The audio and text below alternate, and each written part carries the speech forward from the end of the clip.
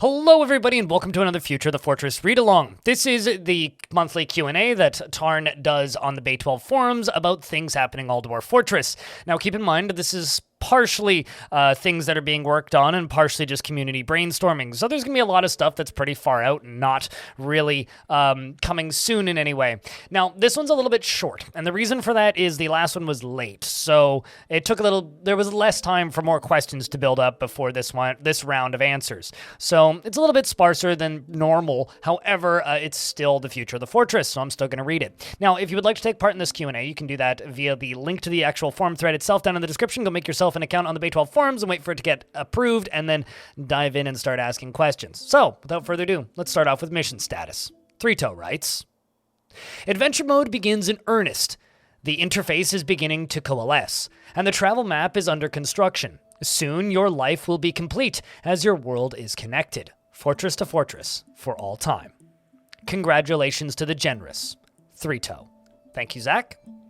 And we move on to fun with numbers, and Tarn writes, yeah, it's fun to have things springing back to life again, sitemaps and portraits, and the main interface layout. There are several menus, etc. to do, and we should be posting a roadmap soon to sort of remind everybody of what updating the entirety of Adventure Mode entails. New patch shortly as well for the Linux log crash and new tutorial troubles, among other things. That patch is out and was all covered in my last 2 news videos, so this is old information. Down to 6,000 sales in September from 9,000 sales in August, and this seems pretty normal since we didn't have any particular event going on for once, and it still represents the same sort of average background number of about 200 copies per day we've been experiencing, and we'll be lucky enough if that continues.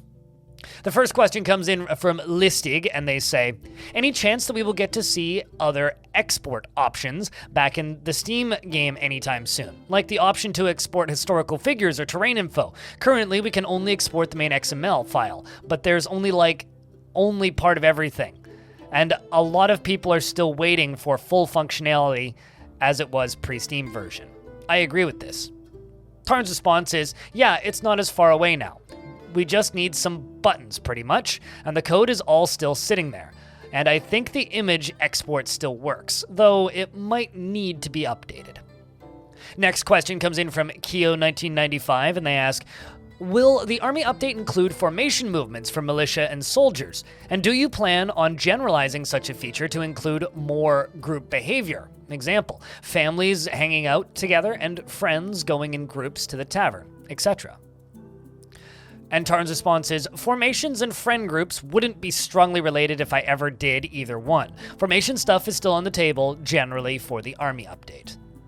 The next question comes in from Sam Butcher, and they say, what's the current status on bringing back square tile sets to the ASCII graphics mode, or other tile set resolutions beyond the standard vertical rectangle? And Tarn's response is, this is a little messier than bringing back the Legends export, since there are various menus and tiles that need to be refit, and there's also a conflict between the play area and the interface area. The tiles are 32 by 32 versus 18 by 12, and that gets a little strange when either changes, since the play textures will blend through when the proportions change. But fundamentally, that should be down to a few targeted changes, and I marked the spots in the code where it comes up, or tried to anyway, since we're planning to get this handled. The next question comes in from Silverwing235, and they say, hopefully the gnarliness to be fixed in adventure mode includes experiments and other proc-gen things having semi-blank appearance data and other shenanigans in character gen, right? Also, not intended, I guess, I was being bounced back to your choose a character as though everything else were covered in gum and superglue when all you wanted was, say, a change of the character's civilization. And Tarn's response is, I'm not sure what the priorities will be here. All animal people have essentially bland appearances and, well, are played more than experiments. The reason it has to kick you back to the beginning if you want to change your civilization is that all materials and items and skills could be different, unless you were talking about something else. The next question comes in from Malachor? Malachor. And they say, is releasing the source code of version 47 someday a possibility to preserve the history of Dwarf Fortress and all the community artwork and mods and add-ons for it? Specifically, this could live on as a Bay 12 overseen community project that aims at fixing at least some bugs and performance issues, as well as maintaining modern systems and compatibility. A somewhat restrictive license could protect the current-day economics of Dwarf Fortress. And Tarn quotes Fantastic Dwarf here, so I'm going to read their response first. And they say, for all foreseeable plans, I imagine Toady could have the Dwarf Fortress file depot still exists, and as does hosting every version, new and old, on the website. As well as version 50 and 47 are only as detached as the code and summary changes required to get the Steam version in its present state. There are other DF-like titles that have been achieved without DF source code, such as RimWorld and No Moria and Towns. That's a blast from the past. About the Dwarf Fortress File Depot, mod, save, and asset hosting site specifically, and its database, things that happened and many files were orphaned, and profiles gone, including my own. It's not possible to completely secure 100% publicly accessible content of all time without human error. And having the source code or not wouldn't really cover all bases, as there have been technical issues, too, in Zach and Tarn's efforts to develop the game on more than one occasion. And Tarn's response is, there are no plans for a full source code release, same as ever, and we're still considering other options, as in a world-gen open source. But I don't think they'd address your concerns. Question comes in from Black Aeon, and they say, with the new introduction of AI, would it be possible to implement an AI into the program which would help these things as they relate to each other? In reference to Tarn's previous statement of, sure, but I don't think it overcomes the core problem.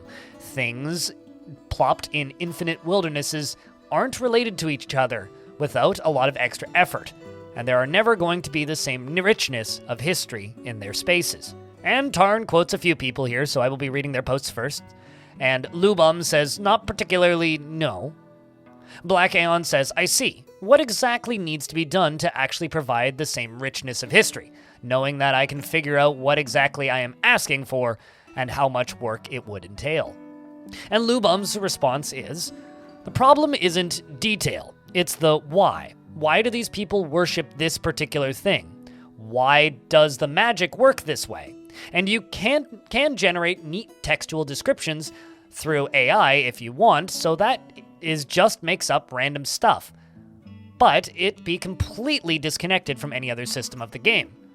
What good is a mechanism to plop down neat textual descriptions of civilizations if it can't also churn out a history of them, and their relation to the rest of the world? And Black Aeons responds with, I see. Would it be possible to eventually create a number of keywords and then use the AI to form an historical narrative based off of keywords and based off of the already existing world, generating information? That way, it could theoretically create a history for random stuff placed in an arbitrary infinite expanse that won't contradict anything taking place in the rest of the world. And Lubum's response is, no. Because those narratives would need to intersect with an arbitrary number of other narratives. You need each narrative to be aware of each other's narrative at the outset. The other issue, of course, is that this needs to actually be tied into game systems, which is generally quite awful to do from other textual descriptions. This is why the game goes the other way around. It generates the text from the data. In short, the game would already need to have generated history and all of the useful bits of nuance before you could use an AI to generate what would be effectively superfluous fluff text as a description, and then hope it doesn't manage to contradict anything, or add new information that it shouldn't. And Tarn's final response to this discussion is, I don't have anything to add to this. Making an AI that can form the necessary systemic links would be amazing, and it's beyond my ability or the ability of my current system I am aware of. The final thing I would like to read for this Future of the Fortress is a blog post on Bay 12, which was written by Tarn. It covers some stuff that we've already talked about on previous news videos, but I think it's worth reading regardless. This was posted on the 6th, the day before recording, and Tarn writes, continuing along with adventure mode stuff, we have posted a roadmap over on Steam. I can't replicate the picture layout in this log, so here's the link. We're stubbornly not updating our dev pages here, since we've been looking forward to being done with the UI updates and getting back to core development. But until then, the work progresses. I got some zoomed travel map site art in and have been setting up the raw format and generation of portraits. It seems like it'll work about like the current layer sets we're using to create the regular dwarves. Graphics with some minor changes. We are also adding palette support there that can be linked to items or body appearance as it stacks the layers. And we have new default body and equipment sets paired with the new palettes for the regular creature graphics. So the pictures will get a nice update as well at some point in this process. We have a preliminary layout for the adventure mode interface as well, although this is likely to change. No matter how it evolves, we're hoping to keep the giant tortoise person for the perform action, as honestly, this tortoise man has become quite popular amongst the Bay Watchers. So that is probably the shortest Future of the Fortress read-along I've ever done. This one was particularly short because the last one was late and there wasn't that much time for questions to appear. So hopefully the next one has a little bit more substance to it. But, you know, there was some interesting little tidbits in there regardless, so of course it's worth making the video. I've done 28 of these now, and I ain't stopping anytime soon, so I hope that you enjoyed this video, and if you would like to see more videos like it, check out the Patreon, or jump over to one of my Twitch streams and say hello. And of course, if you'd like to see the archives of my Twitch streams, that can be found over on my second channel at youtube.com/blindextras. It's never going to be normal to say @ symbols in a URL in my brain. Thank you very much for watching, and I hope to see you in the next one.